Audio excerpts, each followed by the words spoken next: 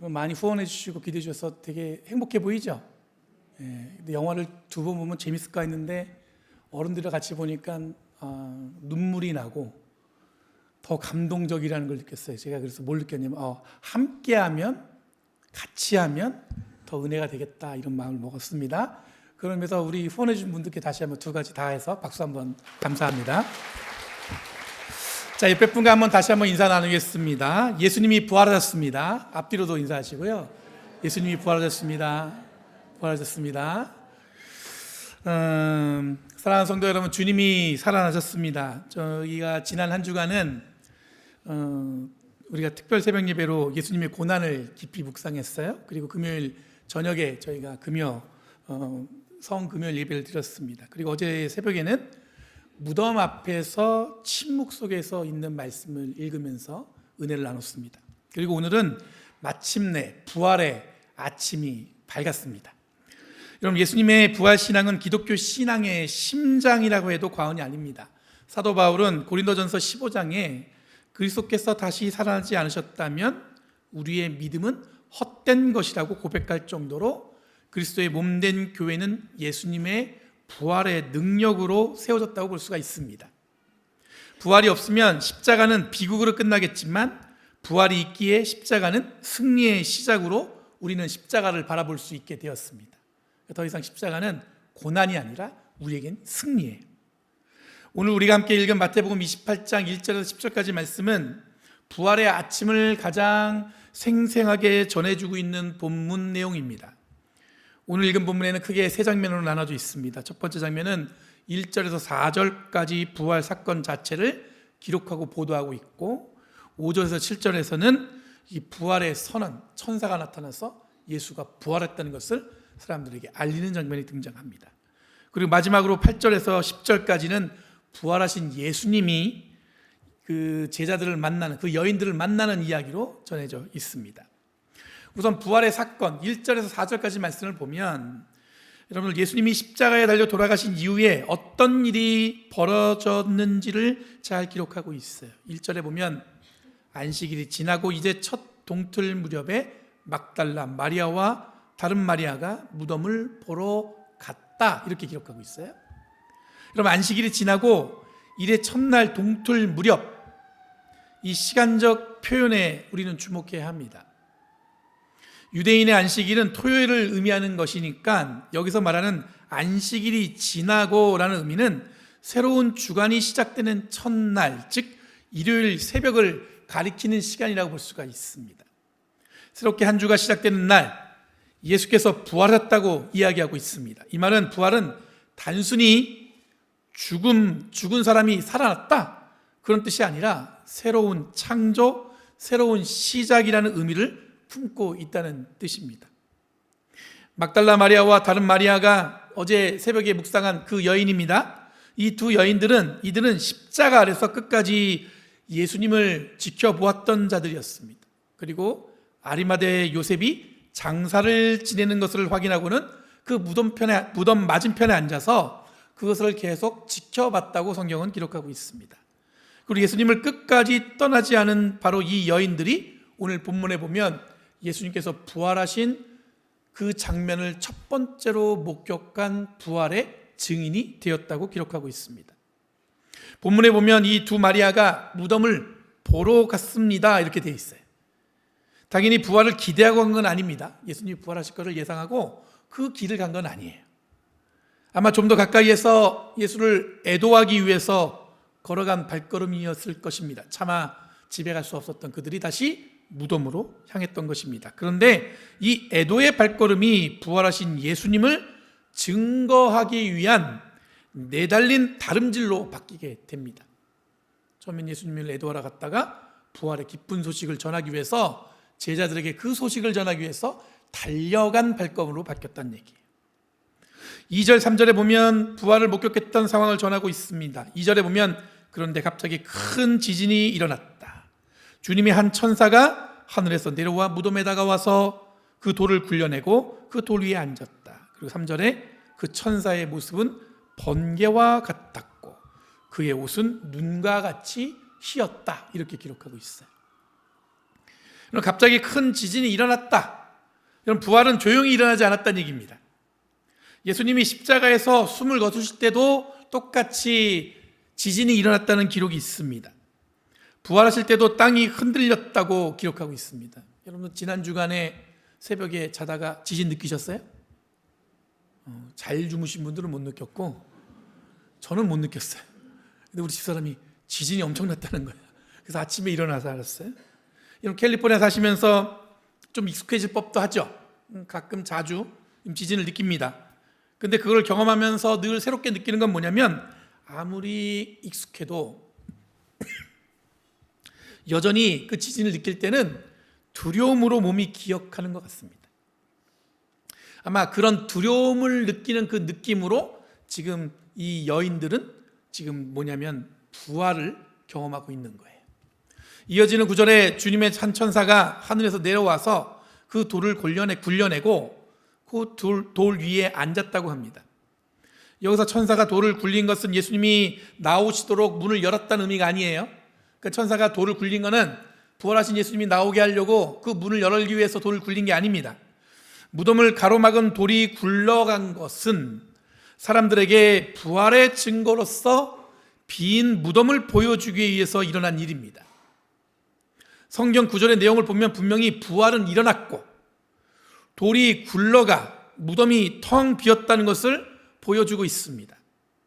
이는 곧 돌이 굴러냈다는 것이 부활의 증거로 사람들에게 보여주기 위한 것이에요.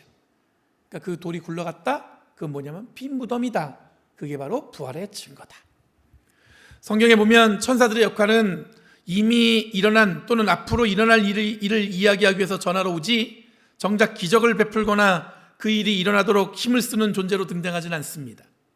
철저히 하나님의 대리자로 하나님이 하실 일, 그리고 앞으로 하실 일들을 드러내면서 그 힘을 쓰고 있다는 뜻입니다. 그리고 천사가 그 돌 위에 앉았다라고 기록하고 있는데, 이 돌 위에 앉은 천사의 모습은 승리의 이미지라고도 볼 수가 있습니다. 봉인된 돌, 죽음의 상징 위에 지금 하나님의 천사가 앉아 있다는 거예요. 그리고 이 천사를 번개 같은 모습, 이게 구체적으로 어떤 모습인지 어떤 의미인지 그려지지 않지만 아마 정신이 번쩍 들게 했다는 표현으로 이렇게 표현한 것 같습니다. 문장의 분위기를 보면 무덤을 지키기 위해 노력했던 모든 장치와 그 사람들의 의지를 보란듯이 비웃듯이 지금 천사가 그 돌 위에 앉아 있었다는 것처럼 느껴집니다. 4절에 이 천사를 본 사람들의 반응을 기록하고 있어요. 4절 말씀에 지키던 사람들은 천사를 보고 두려워 떨었고 죽은 사람처럼 되었다, 이렇게 기억하고 있어요. 여기서 지키던 사람들은 어제 새벽에 읽었던 우리가 묵상한 본문에 등장했던 빌라도가 내주었던 로마 군인들이었어요. 제자들이 몰래 시신을 빼갈까 봐 그걸 지키기 위해서 빌라도에게 이 제사장들이 가서 군사를 달라고 합니다. 그러니까 이 빌라도가 제주껏 지켜보라고 하면서 군사를 내줬단 말이에요. 그리고 그 무덤을 봉인했습니다. 단단히 지키던 이 로마 군인들이 어떻게 됐냐면 죽은 사람처럼 되었다, 이렇게 얘기하고 있어요. 살아있는 사람이 죽은 사람처럼 되었다는 거예요. 그리고 죽은 분이 다시 살아나셨다고 성경은 기록하고 있어요. 살아있는 것처럼 불었던 사람들이 죽은 사람처럼 되었어요. 죽었다고 여겼던 예수님이 부활하셨어요. 여러분, 인간의 모든 힘이 하나님 앞에 무력해지는 순간입니다. 봉인한 것도, 경비병도, 로마의 권위도 부활을 막을 수 없었습니다. 죽음을 지키던 자들이 쓰러졌고 생명이 승리했음을 보여주고 있습니다. 이어지는 5절부터 7절까지는 천사가 예수님의 부활을 선언하는 장면이 기록되어 있습니다. 5절에 천사가 여자들에게 말하였다. 두려워하지 말아라. 너희가 십자가에 달리신 예수를 찾는 줄 안다. 그럼 두려워하지 말아라, 이 말은 부활의 첫 번째 메시지입니다. 첫 번째 메시지는 뭐냐면 두려움을 제거하는 것이었습니다. 성경에서 천사가 나타날 때마다 가장 먼저 하는 말이 뭐냐면 두려워하지 말라, 그 말이에요. 예수님의 탄생을 알릴 때도, 그리고 부활을 알릴 때도 같은 말이 선포되었습니다. 하나님의 역사는 언제나 두려움을 걷어내면서 시작된다는 뜻입니다. 너희가 십자가에 달리신 예수를 찾는 줄 안다. 천사는 여인들을 찾고 있는 분이 누군지 정확하게 알고 있었습니다. 십자가에 달리신 예수, 부활하신 예수는 십자가와 예수와 다른 분이 아니었습니다. 십자가에 죽으신 바로 그분이 살아나셨다는 것입니다. 부활은 십자가를 지우는 것이 아니라 십자가를 완성하는 의미로 지금 이끌어내고 있는 것입니다. 6절에서 천사는 이어서 구체적으로 예수님의 부활을 선언하고 있습니다. 6절에 그는 여기에 계시지 않다. 그가 말씀하신 대로 그는 살아나셨다. 와서 그가 누워 계셨던 것을 보아라. 그는 여기에 계시지 않다. 이 문장은 부활의 가장 중요한 선언입니다. 그는 여기에 계시지 않다. 여러분, 죽음의 장소에 예수님이 안 계십니다. 그리고 그를 장사 지냈던 무덤이 비었습니다. 일반적으로 무덤에 그 안에서 여러분들 생명을 찾는 이미지를 찾기는 쉽지 않습니다. 그런데 무덤에 더 이상 예수가 계시질 않다고 이야기하고 있습니다. 죽음을 상징하고 생명의 사라짐을 상징하는 장소인 이 무덤이 생명이 주인이신 되시는 예수를 더 이상 가둘 수 없다고 기록하고 있는 겁니다. 그가 말씀하신 대로 천사는 부활이 예상하지 못한 갑작스러운 사건이 아니라 예수님이 미리 말씀하셨던 것이 성취되었음을 상기시키고 있습니다. 예수님은 3번이나 자신의 죽음과 부활을 예고하셨습니다. 오늘 본문을 읽기 전에 16장, 17장, 20장에 보면 예수님께서 계속해서 십자가에 달려 돌아가실 것이고 부활할 거라는 것을 3번이나 이야기하세요. 부활은 어쩌다 일하는 것이 아니라 이미 선언된 약속의 성취라는 것을 우리는 기억하셔야 됩니다. 와서 그가 누워 계신 곳을 보아라. 천사는 단순히 말로만 전하지 않고 직접 빈 무덤을 보라고 초대합니다. 마태복음은 천사의 입을 빌어서 부활을 말로만 전해지는 관념이 아니라고 이야기하고 있습니다. 빈 무덤이라는 물리적 증거를 통해서 예수의 부활을 역사적 사건으로 증거하고 있다는 뜻입니다. 7절에 천사는 부활을 목격한 이 두 여인에게 다음은 어떤 행위를 해야 할지를 알리고 있습니다. 7절 말씀에 보면 그리고 빨리 가서 제자들에게 전하기를 그는 죽은 사람 가운데 살아나셔서 그들보다 먼저 갈릴리로 가시니 그들은 거기서 그를 뵙게 될 것이라고 하여라. 이것이 내가 너에게 하는 말이다. 여러분, 빨리 가서 제자들에게 전하기를 부활의 소식을 여러분들 간직하고 있으라는 뜻이 아니에요. 그 얘기를 들었으니까 그냥 마음속 깊이 새기고 있는 뜻이 아닙니다. 뭐 하는 거냐면 빨리 가서 전하라고 얘기하고 있어요. 여러분, 부활을 경험한 사람은 부활을 전하는 사람이 되어야 한다는 뜻입니다. 빨리라는 표현에서 긴박함을 느낄 수 있습니다. 부활의 소식은 느긋하게 전해질 성질의 것이 아니라는 뜻입니다. 긴박하면서도 속도감 있게 전해져야 한다는 이야기입니다. 그들보다 먼저 갈릴리로 가시니 갈릴리는 예수님과 제자들이 함께 생활하고 사역했던 곳이었습니다. 부활하신 주님은 예루살렘의 화려한 성전에 자기를 십자가에 달려 죽게 했던 바리새인이나 대제사장들 앞에 나타나지 않으셨습니다. 그냥 갈릴리라는 평범한 자신이 누려왔던 일상을 향해서 그 부활하신 몸으로 가셨다는 뜻이에요. 부활은 우리의 일상 속에서 주님을 만난다는 의미입니다. 특별한 장소가 아니라 바로 지금 우리들이 살고 있는 평범한 삶의 자리에서 우리는 부활의 주님을 만난다는 뜻입니다. 교회에 와야만, 이곳에 있어야만 부활한 주님을 만나는 게 아니에요. 여러분들이 살고 있는 삶의 자리에서 늘 부활하신 주님을 만날 수 있다는 뜻입니다. 마지막으로 8절부터 10절까지는 이 부활하신 예수님을 만나는 장면이 등장합니다. 8절과 10절에 보면 예수님을 만나는 사람들이 이야기 나오는데 8절에 여자들은 무서움과 큰 기쁨이 엇갈려서 급히 무덤을 떠나 이 소식을 그의 제자들에게 전하려고 달려갔다, 이렇게 되어 있어요. 그들의 감정을 표현하고 있습니다. 뭐가 나와 있냐면 무서움과 큰 기쁨이 엇갈려 있다고 하고 있어요.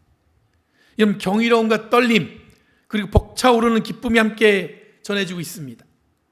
천사가 처음에 두려움 말라고 먼저 말을 건넨 이유도 아마 가장 큰 두려움으로 부활을 목격할 수도 있다는 뜻일 것입니다. 오늘 우리도 부활을 단순히 알고 있는 사실로 대하게 되는 것은 아닌지 한번 돌아봐야 됩니다. 너무 오랫동안 신앙생활하면서 우리는 부활절, 그냥 봄 이 계절이 오면은 한 번쯤 지나가는 시간 정도로 생각할 수 있을지도 모르겠어요. 여러분 교회에 어떻게 나온지 모르겠지만 부활절에는 여러분들 가장 먼저 떠오르는 게 이미지가 뭐예요? 저에게는 어릴 때 달걀 먹던 것이 기억이 납니다. 삶은 달걀. 한국에서는 늘 달걀을 줬는데 미국에 왔더니 미국 교회는 달걀을 안 삶더라고요. 그리고 부활절은 그냥 교회에서 그날 특별하기 때문에 밥도 잘 나오는 그 시간, 큰 행사가 있다고 느끼려면 어쩌면 정확하게 부활의 의미를 생각하지 않는 분들이 있을 것입니다. 근데 부활은 우리를 흔들어 놓는 사건입니다. 놀라움과 기쁨이 엇갈리는 순간이면서 또 믿을 수 없다는 의심과 과연 정말일까? 그런 고민하는 갈등이 우리 안에 존재하는 것은 당연한 겁니다. 그것을 우리 마음에서 숨기지 말아야 할 시간이라는 뜻입니다. 그 모든 경험과 생각들을 솔직하게 내 삶에 있음을 고백해야 우리들은 마침내 부활을 더 가까이에서 경험할 수 있습니다. 급히 무덤을 떠나 달려갔다. 여인들은 떠났습니다. 그리고 무덤은 더 이상 머물 곳이 아니라는 뜻입니다. 부활의 소식을 들은 사람은 무덤 앞에 주저앉지 않습니다. 달려갑니다. 전합니다. 부활의 기쁨을 우리를 어떻게 하냐면 움직이게 한다는 뜻이에요. 여러분 급히 무덤을 떠나 달려갔다. 여인들은 떠났습니다. 그리고 9절에 보면 이 여인들이 바로 떠난 순간 예수와 마주하는 장면을 기록하고 있어요. 9절에 이렇게 기록하고 있어요. 그런데 갑자기 예수께서 여자들과 마주쳐서 평안하냐 하고 말씀하셨다. 여자들은 다가가서 그의 발을 붙잡고 그에게 절을 하였다. 그럼 갑자기 예수께서 여자들과 마주쳐서 여인들은 천사의 메시지를 듣고 달려가는 길에서 부활하신 예수님을 직접 만났습니다. 천사의 말을 듣는 것도 놀라운 일이었지만 부활하신 예수님을 직접 만나는 것은 차원이 다른 경험이었습니다. 그런데 예수님이 만났을 때 뭐라고 먼저 인사했냐면 평안하냐 이렇게 물어보셨어요. 그럼 부활하신 주님의 첫 번째 말씀은 일상적인 인사였습니다. 헬라어로 이 평안하냐는 카이레테라는 단어입니다. 이 말은 기뻐하라, 평안하냐라는 어떤 그냥 일상에서 늘 만났을 때 가장 흔하게 전하는 인사말입니다. 죽음을 이기신 분이 첫 번째로 하신 말씀은 우레처럼 울리는 어떤 천둥 같은 선언이 아니었어요. 따뜻하고 친밀한 일상의 인사를 건네셨습니다. 부활하신 주님은 우리의 일상 속으로 들어오신 분입니다. 특별한 존재 또는 의심 없이 부활을 믿어야만 가능한 고백이 아니라 그런 것이 아니라 어느 누구나 평범하게 경험되어지는 자리에서 부활하신 주님을 만나게 된다는 뜻입니다. 여자들이 다가가서 그의 발을 붙잡고 그에게 절을 하였다 이렇게 기록하고 있어요. 부활하신 예수님은 환영이나 환상이 아니었다는 뜻입니다. 발을 붙잡을 수 있는 물리적인 몸을 가지신 분이었다는 뜻입니다. 부활은 영적인 관념이 아니라 몸의 부활이었습니다. 그리고 여인들은 예배로 응답하고 있습니다. 우리가 매주 예배하는 이유 중에 하나가 바로 뭐냐면 부활하신 주님을 향한 우리의 응답을 예배로 드리는 것이라고 볼 수가 있는 거예요. 이어지는 10절에서 예수님은 여인들에게 무서워하지 말라고 말씀하십니다. 10절에 그때 예수께서 그 여자들에게 말씀하셨다. 무서워하지 말아라. 가서 나의 형제들에게 갈릴리로 가라고 전하여라. 그러면 거기서 그들이 나를 만날 것이다. 그럼 무서워하지 말아라는 천사의 말 5절에도 등장했던 같은 말씀입니다. 예수님이 직접 여인들에게 하고 계십니다. 부활은 기쁨과 감격보다 두려움이라는 마음이 앞설 수 있다는 뜻이에요. 이런 두려움을 부활하신 주님도 제거하기를 원하셨습니다. 죽음의 두려움, 실패의 두려움, 미래의 두려움, 부활은 이 모든 두려움에 대한 응답이면서 곧 이 두려움을 넘어선 새로운 삶으로 우리를 초대하겠다고 이해하셔야 됩니다. 살면서 여러분들 우리가 막 겪는 두려움이 얼마나 많습니까? 어려움들도 가끔 두려움으로 오죠. 아침에 일어났을 때, 눈을 떴을 때 여러분들 갑자기 여러분들 마음을 꽉 붙드는 뭔가 답답한 게 있잖아요. 두려움과 걱정 때문에 생기는 것 있잖아요. 그날에 혹시 뭘 해야 되는데. 그런데 여러분, 부활하신 예수님은 여러분 우리가 만났다, 부활하신 예수를 믿는다, 그 얘기는 뭐냐면 두려움을 넘어서 하나님이 우리와 함께 하심을 고백하는 순간이라는 뜻입니다. 나의 형제들에게, 이 구절도 나와요. 이 표현은 오늘 읽은 본문 중에서 가장 감동적인 부분입니다. 예수님이 잡히실 때 모든 제자가 다 도망쳤어요. 여자 둘만 남아 있었죠. 베드로는 3번이나 부인했습니다. 그런데 부활하신 예수님은 그들을 제자 그리고 종이라고 부르지 않으셨습니다. 처음 등장하는 단어예요.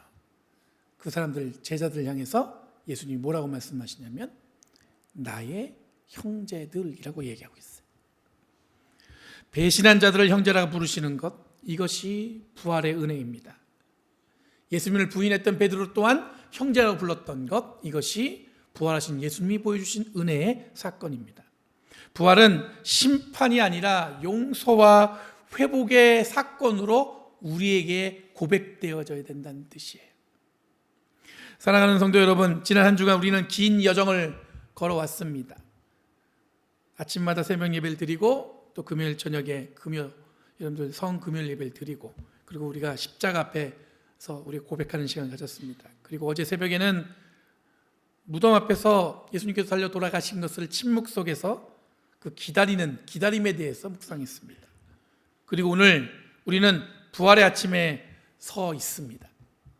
오늘 본문은 우리에게 3가지 진리를 말합니다. 첫 번째, 돌은 굴려졌습니다. 죽음의 봉인은 풀려났고 빈 무덤이 부활을 증명하고 있습니다. 우리의 삶에 봉인되었던 돌, 어찌할 수 없는, 여러분들이 힘으로 극복할 수 없다고 생각하는 것들도 함께 굴려질 줄 믿습니다. 두 번째, 그분은 살아나셨습니다. 그는 여기에 계시지 않다. 그가 말씀하신 대로 그는 살아나셨다. 여러분, 약속하신 분은 신실하게 그 약속을 지키시고 우리에게 오셨습니다. 세 번째, 부활하신 주님이 우리를 만나 주십니다. 우리를 뭐라고 부르냐면 형제라고 부릅니다. 우리의 일상 속으로 찾아오셨습니다. 그래서 우리는 하나님을 아버지라고 부를 수 있어요. 독생자 예수 그리스도가 우리의 형제이기 때문에 그렇습니다. 여러분, 부활의 주님 오늘도 말씀하십니다. 무서워하지 말아라. 가서 전하여라. 그리고 거기에서 너희가 나를 만날 것이다. 부활이 문장과 다른 행사나 봄철에 맞는 하나의 시간적 흐름의 꼭지점처럼 생각하지 마시고 늘 부활하신 주님의 능력으로 이 땅을 살아가시는 저와 여러분이 되길 간절히 바랍니다. 늘 관성적으로 이해한 부활을 좀 더 삶의 적극적인 고백으로 받아들이시면서 여러분들 주님과 늘 든든히 동행하는 저와 여러분이 되길 간절히 바랍니다. 그리고 이 열린교회 위에도 하나님이 마련한 새로운 생명으로 가득 채워지길 간절히 바랍니다. 기억하시기 바랍니다. 두려워하지 말아야 새로운 역사 가운데로 나갈 수 있습니다. 그래야 부활하신 주님을 마주칠 수가 있는 거예요. 여러분, 그것을 기억하시고 주님과 든든히 동행하며 나아가는 저와 여러분 되길 간절히